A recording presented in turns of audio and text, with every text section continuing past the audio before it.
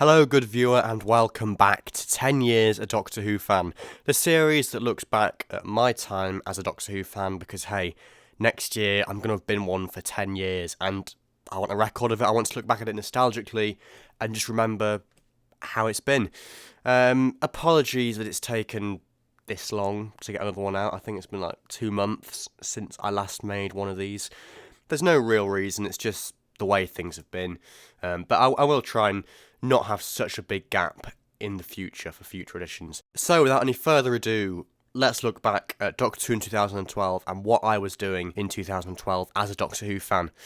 The most prominent thing, I think, to start this one off is my first trip to the Doctor Who experience back in 2012 when it was the original premises of London's Olympia. It had been open since 2011 and I'd been badgering my parents to go for as long as I can remember, really. And it kind of took them until the final week. It was the final week that they are in Olympia. February, I think it was about the 19th, 20th of February when we went. It was the final Sunday of that half term, so just before. It was a funny place, right at the end of the holidays, back to school the next day. It's a funny time to pop down to London, but anyhow, we lived in the Midlands at the time, in Nottinghamshire, so it was just a kind of 2-hour trip, I think it was, down on the train. You could do it in a day. So yeah, it was really exciting. I went down to London in a day to go and visit the Doctor experience for the very first time. I remember going down on the train. I had in my backpack a kind of rough 11th Doctor outfit, what you'd call cosplay these days, a kind of precursor of cosplay, a shirt, a bow tie, some school trousers. I didn't want to wear them on the train down because I might get some funny looks, so I had them in a rucksack instead to change into when I got there. So went down on the train. I remember we had to spend about 40-50 minutes in a bus to get from King's Cross station to Olympia because London is so massive. Got there, changed into my stuff, and just wow, it was such a great experience. How old was I? I was 11 at the time. Obviously, I've been to the Doctor experience many times since. I've been, I think, about 3 times when it was in Cardiff, but this was the first time, and it really was just amazing. Out of this world. I absolutely loved it. I'll show some photos up on the screen now if I can find any, because that's the other thing that in 2012 I did lose loads of photos on an old hard drive. But there are the odd photos that I've managed to recover since, I think, and some that I might be able to scan in, hopefully. So you should totally see me in my 11th Doctor outfit with some of the props and stuff. Maybe my siblings as well. They came along for the ride. The whole family went. I remember the shop vividly as well. It was, it wasn't as big as the Cardiff one, but there was something quite nice about it, something quite unique, because it had that massive TARDIS console till thing in the middle, I seem to remember. I think that was to do with the till. And just shelves lined with action figures and all sorts of merchandise and stuff. Unfortunately, I didn't have much money, so I just picked up a guide thing, booklet thing, and some little character building Series 2 micro figures as well. Yeah, just wow. And that was that, the Doctor experience, 2012, February. Like I say, absolutely loved it, and I kind of just wish I could go back to that time again, really, because, like I said, I've been so many times since, when I was in Cardiff. I just love to experience it again for the first time, the walk through and see all those props. It was unlike anything I'd seen before. It really was a great experience, no pun intended. Who am I kidding? Of course there was a pun intended. Yeah, Doctor experience, great experience. Another thing that I can remember vividly from the start of this year was the Toy Fair in January. It's become quite a staple, really. For those of us that are interested in Doctor Who merchandise, and particularly the character options, figures and things, every January there's a trade event in London. In fact, actually, it's at the same sort of venue, I think, Olympia or somewhere like that. And basically, yeah, character always show some stuff there when they've actually made some stuff. They've kind of slacked off a little bit in recent years. But 2012 was a great time. They had loads of stuff on display from that year's character building range. I think they had Series 2 and possibly Series 3 as well, and some new sets like the Silent Time Ship thingy, the new micro sets like the Girl Who Waited, the Let's Kill Hitler one, the dematerializing TARDIS, which was a bit of a joke, I will admit. All sorts of stuff like that. I think figure-wise, they might have had the sound effects Daleks, and they had those weird accessory prop type things as well. There was the personalise your own sonic screwdriver, the wrist TARDIS thing that never even came out for some reason, and what was it, that gun thing, the Dalek Cyberman anti-time gun. Pretty sure they were this year because, well, that's the other thing, the elephant in the room. 2012, there was less Doctor Who on. There was a, 8-9 month gap, so they didn't have much to go on, basically. So we got some slightly random stuff instead in terms of merchandise, or not, because we didn't get the TARDIS wrist thing in the end. It was just the other two. Let's just segue into Doctor Who in 2012, because that's a nice link there. Yeah, we only got 5 episodes and a Christmas special this year. In hindsight, I suppose because of Stephen Moffat's duties with Sherlock, and also they would have been planning the 50th anniversary and how to make that work, because I suppose you couldn't have had a full 13-episode series in 2013, plus a Christmas special and a 50th special. So I think the BBC were being strategic about it, being clever, and kind of having half of it in 2012, half of it in 2013. And I guess in a way, you know, that did mean that from September 2012 up until Christmas 2013, you never had a time when it wasn't a few months until a new episode of Doctor Who. You had those 5 episodes, then kind of a month or two later, the Christmas special, The Snowmen, and then a month or two later after that, you had Series 7 Part 2, then the 50th, and then the Time of the Doctor. So it kind of was a nice time to be a fan, I guess, but there was an awful lot of waiting in the first half of 2012. And no spin-offs, of course, as well, because they'd both been basically cancelled the previous year because of Elizabeth Sladen's death, and Torchwood put on hold, just, you know, because it's American Torchwood. So yeah, there wasn't really that much else going on in 2012, to be honest. Yeah, because feeding into the character options thing as well, of course, 2012 was the start of the time when we got less figures from Doctor Who. All of a sudden, we'd had, well, in 2011, we had quite a few variants being churned out. Cybermen, astronauts, Silence, 11th Doctors with beards. And then in 2012, that just stopped. I guess, to be honest, the scheduling of the series messed things up a bit. But apart from the classic stuff, which I wasn't into at this stage, the only guy that we got in 2012 was Rory. Finally, after years of asking for a Rory figure, character gave us, well, not one, but 2, the red and blue variant and the grey and black one. But there was a catch, because that was apparently, well, you know, said in hindsight many years later, apparently the last new series 5-inch figure. And, you know, what a lie that's ended up being. But anyway, at the time, yeah, that was grim. Rory Williams coming out, great, yeah, but the last figure in the range. And then a few months later after that, it's announced that the range is going to be going into 3.75 inches. Yeah, for no real reason at all. So that was good as well. Yeah, I mean, to be honest, I was sort of looking forward to it in a strange way.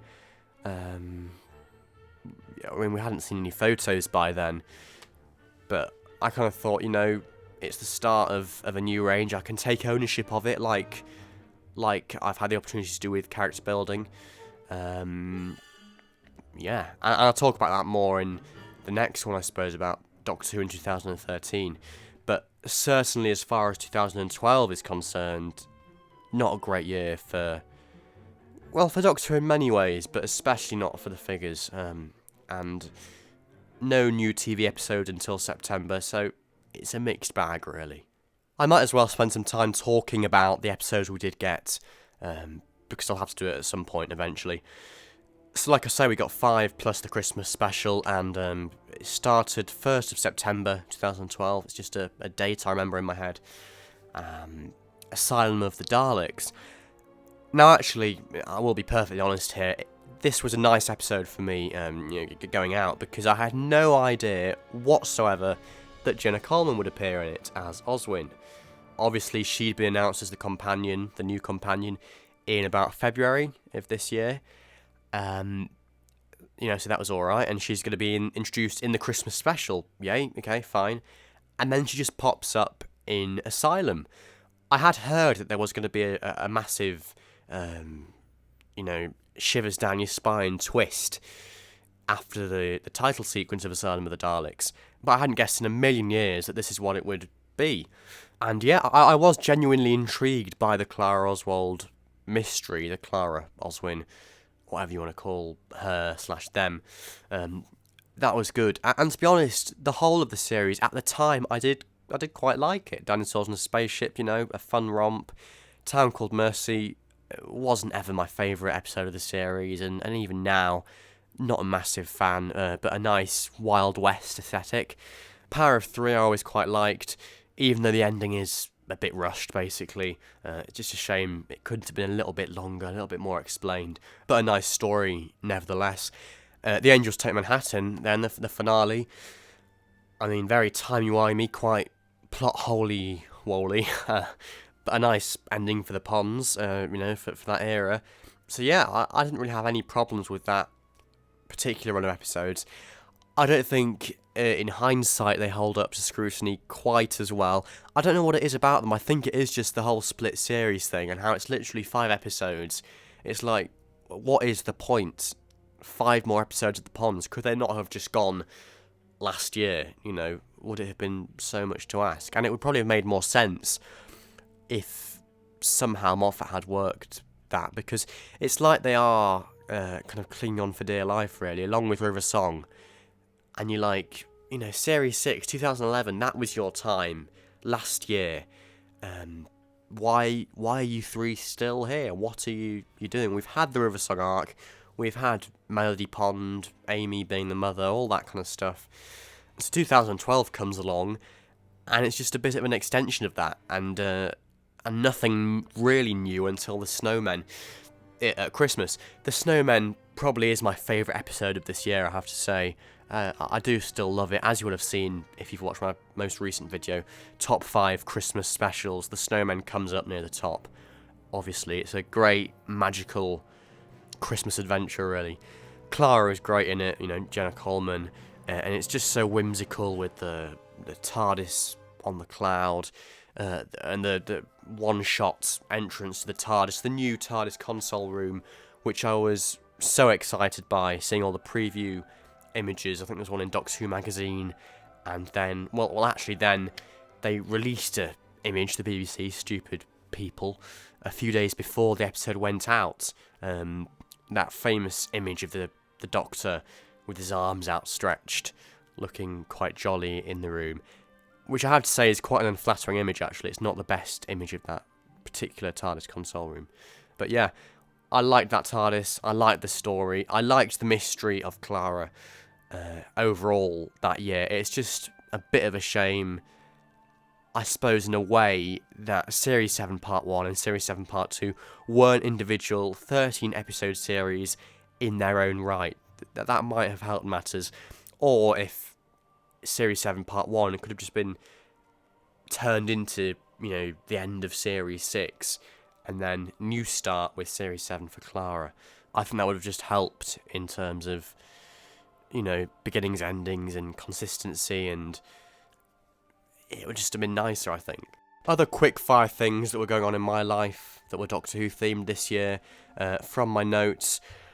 You might have heard, I might have said before, that when I was younger, I used to run a Doctor Who museum in my bedroom. Doctor Who Collector's Museum, I called it. That was basically just my Doctor Who collection. I opened it up every March. Yes, it was every March, because it was the anniversary, around the same time that I got the first magazine, of course, around the same time that I got into Doctor Who. So it was every year from about, well, I can't quite remember when I started. I think it was either 2011 or 2012. But I used to arrange my shelves in a nice way, categorise stuff, group it together, have little displays and little placards to go next to them and explain what the items are, and have everything out on show. I'm sure it's quite cute, looking back. And I used to charge 50p entrance to my bedroom. So yeah, that was a thing that happened, and I'm sure I'll talk about that loads more in future videos as well, because the museum got even stronger and more exciting, and more bold as I carried it on into future years, really. Another thing that I was doing at this time was this thing called Monster a Week. I used to call it More. And basically I got a notebook at the start of the year and challenged myself to draw/invent one new Doctor Who-y monster every week that year, so 52 monsters. And then I'd get my family and friends to vote for their favourite one from each kind of, quarter. I used to split them up into quarters, and then have like a semi-final and a final to crown the ultimate monster from that year. And I used to write them into my own stories and stuff.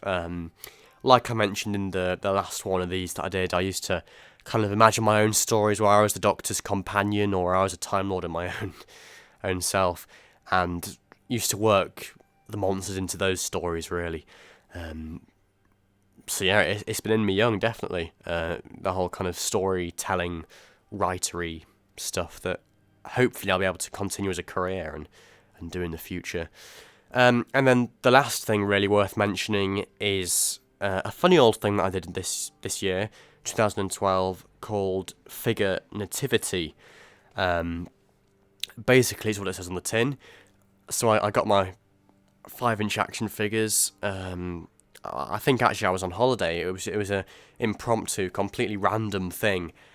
October half-term holiday up in the lakes, and I just thought I'm going to do a little video figure adventure-y sort of thing, but not animated. It was a kind of precursor of figure adventure with text for the speech, no voices, no animation, just a photo story.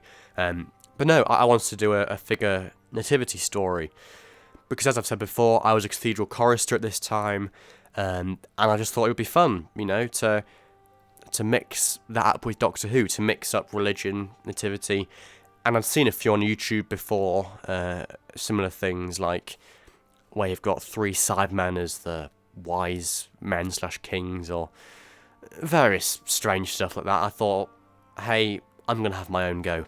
So I kind of linked it into the Melody Pond storyline from Series 6, where she's a baby, and she basically was Jesus, River Song, with Amy and Rory as Joseph and Mary, and the Doctor as, I think he's like the innkeeper / general sort of clown figure, like a Shakespearean fool, just popping up everywhere, giving advice and stuff.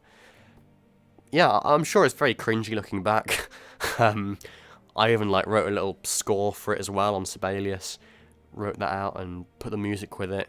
And like I say, no voices, so the speech dialogue was just there as a little text box at the bottom of the screen. I'm sure if I can bear watching it again, I'll put it up on the screen for your benefit now, a little bit of it. And then I actually carried that on and did more little kind of figure Bible stories the following year in 2013, because I just thought, what the hell, might as well. Probably slightly sacrilegious looking back, but hey, I mean, if anything, it made me appreciate that basically there are a lot of Christian and religious overtones in Doctor Who, especially with the whole River Song story arc. A child that's born to do great things. It's not that dissimilar from Jesus anyway, basically, or even the Doctor himself, who was a figure that is godlike, essentially. So yeah, figure nativity / figure Bible, that was a thing. And that was really my first proper dealing in the world of figure adventures. I'd had a few little scrapes before that, a few little tests and ideas and experiments, but that was the first proper thing. that I ever really did before YouTube and all that. Yeah. So, I think that just about rounds up this edition of 10 Years a Doctor Who Fan. Thank you so much for watching. Again, sorry about the delay. It won't happen again, hopefully. And, well, yeah, I'll see you very soon, hopefully, for the next one, 10 Years Doctor Who Fan 2013, the anniversary year. So that should be a fun edition, so look forward to that. Thank you for watching again, and I'll see you for that. So, goodbye for now. Merry Christmas, good night, God bless, thank you.